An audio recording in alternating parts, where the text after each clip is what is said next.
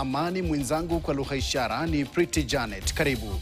Naam, hofu imetanda miongoni mwa wakazi wa vijiji vya Igembe mpakani kwa kaunti ya Meru na Isiolo kufuatia vifo vya watu watatu baada ya wezi wa mifugo kutokea katika kaunti jirani ya Samburu kuvamia na kuiba mifugo sehemu ya Igembe.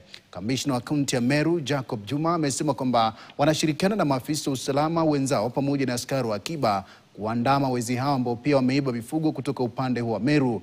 Maafisa walikumbana na kundi la wavamizi katika eneo la Nasuroi mwendo wa saa 3 asubuhi na kusababisha ufatulanaji wa risasi baina ya makundi hayo mawili. Kulingana na ripoti katika kituo cha polisi cha Gambela, majambazi hao walifaulu pia kutoroka. Mbunge wa Igembe ya Kati Dan Kiili ameitaka serikali kuimarisha usalama wa wakazi wake katika vijiji vya mpaka wa Isiolo na Meru.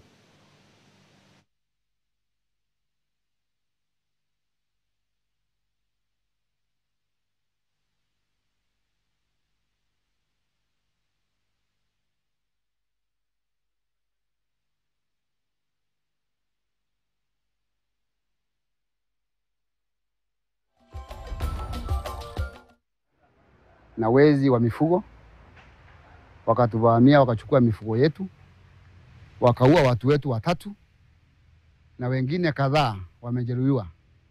Na wale watatu wameuawa, wawili ni National Police NPR, the National Police Reserves. Wawili wameuawa tayari na raia mmoja, na silaha imeenda ambayo ni silaha ya serikali, na nimekuja kulaani hicho kitendo. Hivi sasa wezi wa mifugo wanakuja kwa idadi ya watu zaidi ya 100 wakiwa wamejipanga na wako na silaha. Ni kama sasa Kenya na Meru imetekwa na magaidi. Vyombo vya dola vya usalama viko ange, tuko tayari na tutapambana na changamoto yoyote ile.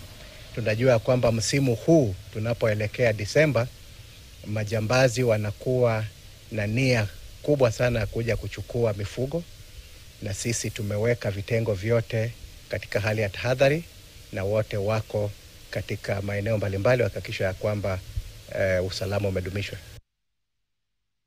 Na tusonge mbele mtazamaji. KTN imepata picha za kamera za